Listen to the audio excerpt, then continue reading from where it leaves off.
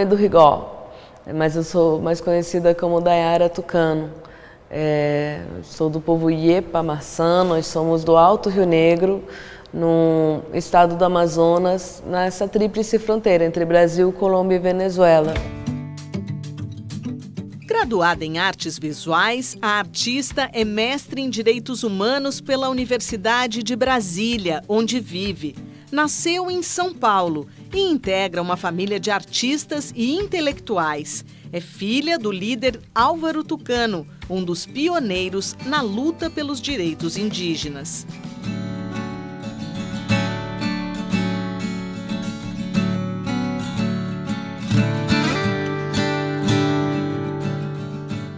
Olá! Hoje no Repórter Eco você acompanha a primeira exposição individual de Dayara Tucano, um dos grandes nomes da arte indígena brasileira. E veja também a importância das doações internacionais para fundo que investe na proteção da floresta amazônica. E pesquisadores da Unicamp, Universidade de Campinas, interior de São Paulo, desenvolvem um corante natural azul extraído do genipapo, fruta encontrada no Cerrado.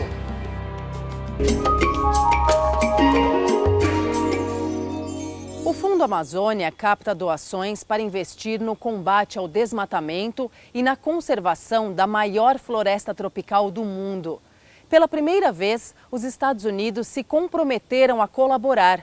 O valor foi considerado baixo em relação ao apoio dos países da Europa, mas para a diplomacia brasileira é um avanço.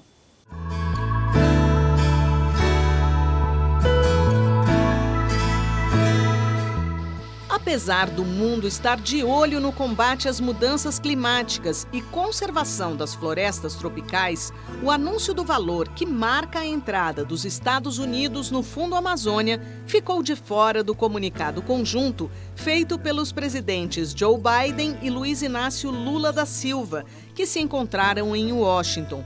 Ele é bem menor do que os 3 bilhões de reais prometidos pela Noruega e 1 bilhão anunciado pela Alemanha. Mas Biden promete buscar mais recursos junto ao Congresso e a outros países do G7, os mais ricos do mundo. Make Brazil and the United States, especially here in the big global challenges, they put us on the same page, particularly especially the climate crisis. Seja certo I can reassure you, que os Mr. Estados President, Unidos that the U.S. e o resto do mundo and the rest of the world pode contar com o Brasil could count on Brazil na luta pela in democracia the fight for democracy e na luta pela preservação ambiental. and the fight for the preservation of the Amazon rainforest. A diretora do Instituto Talanoa, que lançou este relatório em conjunto com a Climate Advisors, com recomendações para nortear a cooperação entre os dois países, considera que é um belo começo. Quando eleito, o presidente dos Estados Unidos acenou com 20 bilhões de dólares, que ele ajudaria a mobilizar mundo afora para ajudar com a proteção de florestas. Então, nós propusemos nesse documento que ele finalmente entregue esses recursos, a despeito da gente estar ouvindo sobre milhões e não bilhões ainda. O aceno foi de que isso vai ao Fundo Amazônia. Essa é a primeira vez que essa cooperação dos Estados Unidos com o nosso país ela vai poder se dar nos nossos termos, usando o nosso fundo e não a Agência de Cooperação Americana. Brazil has committed in its climate commitments. A diretora da Climate Advisors afirma que o Brasil assumiu compromissos para acabar com o desmatamento ilegal até 2028 e que os Estados Unidos podem desempenhar um papel importante para ajudar o país a atingir esse objetivo. Para a ministra do Meio Ambiente e Mudança do Clima, Marina Silva, o anúncio do presidente norte-americano deve gerar um efeito catalisador, abrindo caminhos para que fundos privados colaborem com o Brasil. Os institutos de filantropia do ator Leonardo DiCaprio e do bilionário Jeff Bezos devem liderar a captação de recursos para recuperar áreas degradadas pelo garimpo ilegal e atender comunidades impactadas pela atividade. O Fundo Amazônia, criado em 2008, valoriza a conservação da floresta. Quando há queda no desmatamento, medida pelo Instituto Nacional de Pesquisas Espaciais, o Brasil fica apto a receber doações voluntárias de governos e empresas. Entre 2008 e 2018, quando o fundo foi congelado pelo governo Bolsonaro, foram investidos 3 bilhões e 100 milhões de reais. A gestão dos recursos é feita pelo BNDES. Conta com um comitê técnico que certifica cálculos sobre emissões de gases poluentes e outro que determina onde serão aplicados os recursos, com a participação da sociedade civil. As organizações que lançaram o relatório Procooperação destacam que é essencial investir na rastreabilidade das cadeias produtivas do gado, soja e madeira, produzidos no Brasil e comercializados no exterior, para eliminar fornecedores que desmatam a Amazônia e restaurar nossa credibilidade internacional. Hoje, os consumidores, mundo afora, não querem comprar produtos, sejam alimentos, roupas, né, que estejam contaminados pelo desmatamento. E esses consumidores têm pressionado tanto os importadores quanto os produtores para que garantam essa descontaminação de desmatamento. Isso fez com que alguns países, como o Reino Unido e agora o grupo que é a União Europeia, adotassem leis, né, justamente para barrar essa entrada de produtos associados a desmatamento. Isso também está sendo discutido nos Estados Unidos e até mesmo pela China. A gente está vendo a crise nos Yanomami, tudo que tem a ver com ouro, né? O ouro é uma dessas cadeias que vai precisar provar isso. A carne é outra.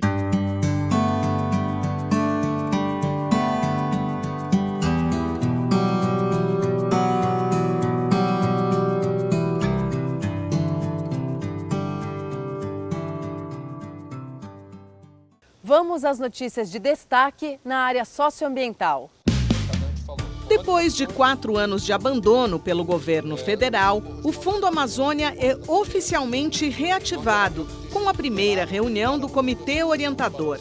O fundo tem hoje 5 bilhões e 400 milhões de reais do BNDES.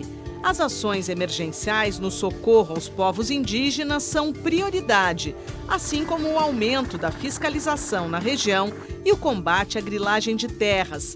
A ministra do Meio Ambiente e Mudança do Clima, Marina Silva, anunciou que, além do interesse norte-americano em contribuir, França e Espanha já sinalizaram dar apoio ao fundo.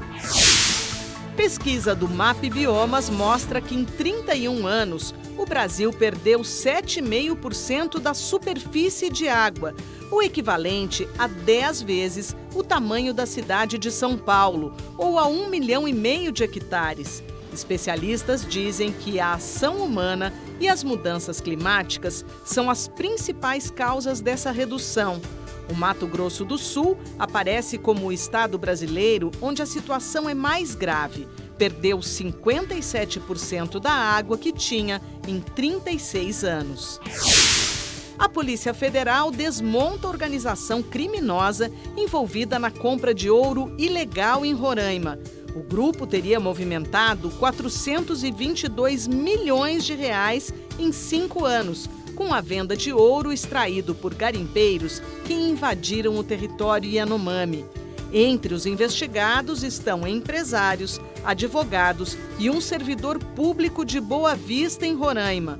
Uma empresa é investigada por envolvimento no transporte de 111 quilos de ouro, apreendidos em um avião em Goiânia em 2019. O biólogo e ambientalista João Paulo Capobianco é o novo secretário executivo do Ministério do Meio Ambiente e Mudança do Clima. Ele deve assessorar de forma direta as decisões da ministra Marina Silva e representá-la em compromissos, além de assumir o cargo de forma interina nas viagens dela. Capobianco já ocupou a função em gestão anterior do presidente Luiz Inácio Lula da Silva. O aumento do nível do mar poderá provocar êxodo de proporções bíblicas em consequência do aquecimento global. O alerta é do secretário-geral da ONU, Antônio Guterres. O perigo é particularmente grave para quase 900 milhões de pessoas que vivem em áreas litorâneas, ou seja, uma em cada 10 pessoas no planeta Terra.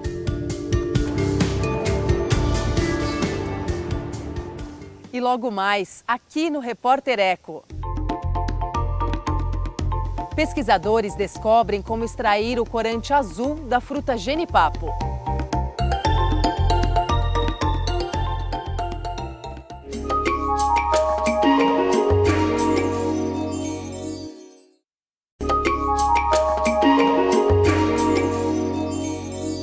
Pesquisadores da Faculdade de Engenharia de Alimentos da Unicamp, Universidade de Campinas, no interior paulista, criaram um corante natural azul, extraído do genipapo, fruta encontrada no Cerrado.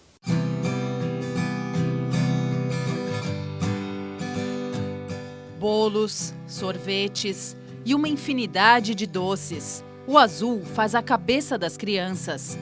Mas uma das cores mais inusitadas pode ser também uma das mais prejudiciais para a saúde.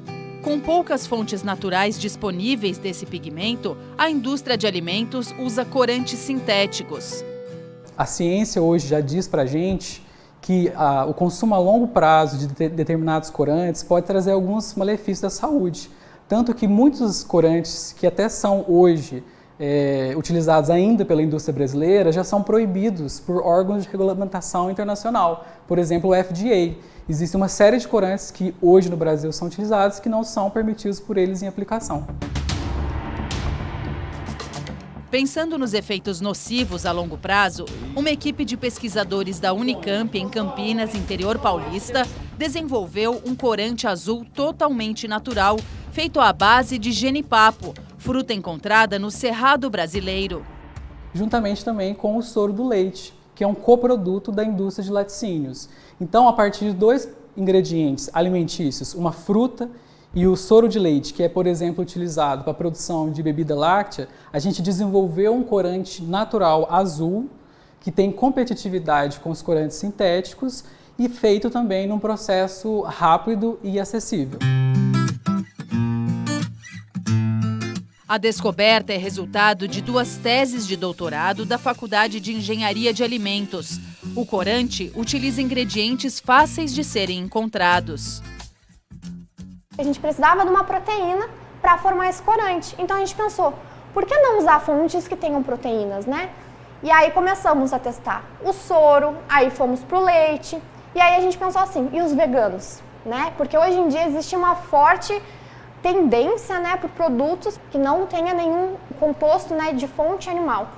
Então a gente estudou alguns leites vegetais, né, que chamam, né, a gente estudou leite de aveia, leite de arroz e tentou obter esse corante. E, para nossa surpresa, conseguimos também obter.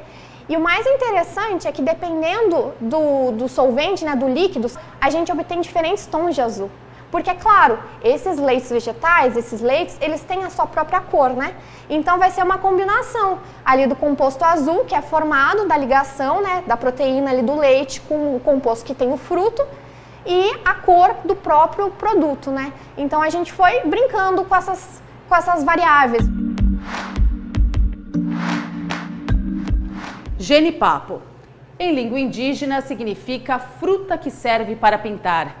Com esse nome, fica fácil entender por que os pesquisadores optaram por esse fruto típico do Cerrado para produzir um corante natural. Além de mais saudável para o meio ambiente e para as pessoas, a ideia é valorizar a biodiversidade do Brasil. E os benefícios são muitos. Ele é competitivo, primeiro, porque é natural, é saudável. Segundo, porque a gente usou ingredientes acessíveis. E terceiro, a obtenção dele também é mais fácil do que talvez alguns outros corantes que poderiam tentar entrar no mercado, né? A gente precisa de uma certa temperatura para acelerar a reação que a gente tem. E a gente extrai o composto que tem no genipapo, que é o que a gente chama de precursor da cor azul. Então são processos rápidos, 20 minutos, assim, mais ou menos, a gente já consegue obter esse corante.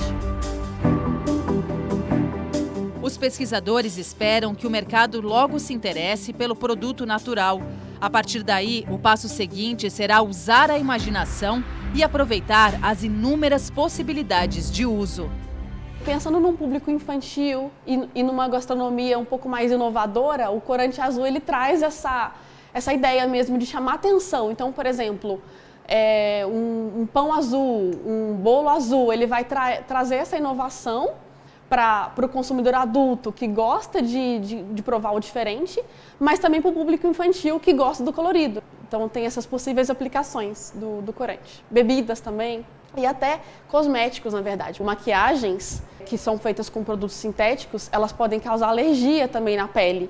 Então, produzir maquiagens com corante azul natural também seria uma outra vantagem. Até a parte de fármacos, né? Então comprimidos. Para a pessoa idosa, por exemplo, diferenciar uma cápsula.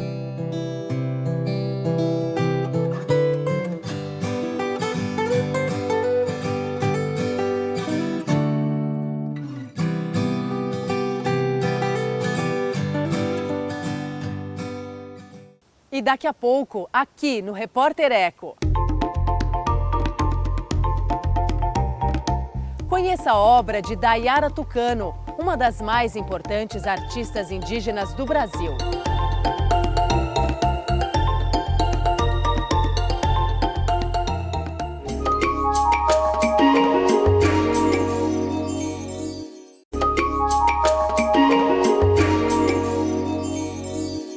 Dayara Tucano é um dos grandes nomes da arte indígena brasileira. Ela faz sua primeira exposição individual. O título é Amon Numian, uma referência às mulheres criadoras presentes na mitologia do povo da floresta. A mostra fica até o dia 11 de março na Galeria Milan, no bairro Vila Madalena, na capital paulista.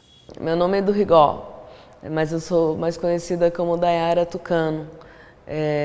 Sou do povo Iepa Marçã, nós somos do Alto Rio Negro, no estado do Amazonas, nessa tríplice fronteira entre Brasil, Colômbia e Venezuela. Graduada em artes visuais, a artista é mestre em direitos humanos pela Universidade de Brasília, onde vive. Nasceu em São Paulo e integra uma família de artistas e intelectuais. É filha do líder Álvaro Tucano, um dos pioneiros na luta pelos direitos indígenas. Minha mãe é colombiana, é antropóloga. Ela trabalhou durante muitos anos para a criação e implementação do Sistema Especial de Saúde Indígena, né? E o meu pai conseguiu participar desses momentos muito importantes, né? Da formação da Constituição. Nós temos os primeiros doutores em antropologia do Rio Negro, né? Também tem a minha tia Isabel, que tem o mesmo nome do Rigó, né? Que é irmã do meu pai, uma grande pintora. Também sou sobrinha do Feliciano Lana, que é conhecido como o primeiro grande artista do Rio Negro também. Também o meu tio Luiz Lana escreveu o primeiro livro, que antes o mundo não existia. Nesta mostra, há novas telas dos Rores, que ficaram conhecidos a partir da exposição na última Bienal. Eles trazem as mirações, visões experimentadas nos rituais de ayahuasca, planta sagrada de conhecimento para indígenas de várias etnias. Ela também pode ser a visão do sonho, aquela visão que você vê acordado, mas que não é exatamente imaginação. É uma visão do universo que se comunica com você. Hori também significa luz e cor, além de imagem, e esses são estudos de luz, cor e movimento, de certa forma, né? O Hori, ele não é fruto da ação humana. Diferente esse conceito ocidental de arte, em que o homem se coloca como um fazedor de arte, um artista, eu acho muito pelo contrário, eu acho que o Hori me faz. Nesta série, as famílias linguísticas indígenas estão nas árvores brasileiras pintadas em nanquim. Nesta outra, mulheres se confundem com animais. Para nós a vida começa nas águas, o primeiro povo é o povo dos peixes, né? Então tem uma série de desenhos em Sumiê que conta essa história dos peixes, e esses peixes decidem uma hora sair da água e viram os bichos da floresta. Nós vivemos como se fosse numa camada do meio e tem camadas acima e abaixo. A camada acima é a camada do mundo dos pássaros. Com 8 metros de comprimento, a tela da cobra canoa também se relaciona com mitos da criação. Traz desenhos sagrados encontrados em pedras do Alto Rio Negro, no Amazonas. Todos os nossos lugares mais antigos, mais sagrados, eles são marcados com desenhos na pedra. Eu fiquei muito surpresa com a narrativa de que as mulheres foram as primeiras a desenhar. A cobra canoa da transformação, eu fiz ela depois de fazer essa viagem ao Rio Negro, e aqui tem alguns desses desenhos que eu conheci nas pedras na beira do rio e que conta esse percurso da transformação da humanidade. Nós viemos navegando numa grande cobra canoa e cada vez que ela parava surgia um novo povo. Para ela, ser uma artista representada por uma galeria do circuito comercial na capital paulista significa manter vivo o debate sobre a contribuição das culturas indígenas para o mundo. As terras indígenas guardam mais de 80% da biodiversidade no planeta, e isso é possível graças à nossa cultura, graças à nossa relação de mundo. A maneira como nós nos expressamos, como nós tratamos os outros, não apenas nos tratamos entre si enquanto humanos, mas como nós nos tratamos entre os seres vivos que estão aqui, independente deles serem plantas, animais, independente deles terem outras maneiras de vida, que são desses pensamentos que atravessam outras relações, outras dimensões de mundo. 8 telas em grandes dimensões foram pintadas especialmente para esta exposição, a Monumiã, como esta, chamada Mãe de Todas as Lutas. Faz referência a um dos motes da Marcha das Mulheres Indígenas, né, que diz que a terra, a luta pela terra, é a mãe de todas as lutas. Várias mulheres estão se levantando e indo à frente, né, a luta pela defesa de nossos territórios. Suspensas no espaço, as pinturas trazem mulheres gigantes. Na tradição do povo tucano, elas foram criadas depois dos homens. Tucano não se casa com tucano, sempre se casa com outros povos, mas o que define o nosso povo é a linhagem do pai. Então, as narrativas onde aparecem os homens, elas sempre são mais privilegiadas do que as narrativas onde aparecem as mulheres. Elas são as primeiras entidades da natureza que aparecem com a capacidade de criar, né? Então, elas criam plantas, criam instrumentos, elas são mães, elas inclusive parem a ayahuasca, né? É complexo esse momento que nós atravessamos como humanidade. Nós estamos perdendo florestas e outros biomas com os desmatamentos. A extinção de espécies caminha muito veloz e as mudanças climáticas estão aceleradas. Nesse contexto, as mulheres criadoras têm muito a nos ensinar. Amor de mãe é um amor muito grande, muito complexo, mas eu acredito que é o amor que a terra sente por nós também. E o mesmo cansaço que a mãe sente, imagina então o cansaço que a terra sente, né? Então, poder alimentar esse carinho, né? Ter essa perspectiva de um carinho pelo mundo, também pode nos impulsionar a cuidar desse mundo, alimentar a terra, permitir que ela descanse, cuidar dos territórios que ela precisa para poder respirar, para poder continuar viva. Afinal de contas, é a única mãe que a gente tem e também a única casa que nós temos para viver.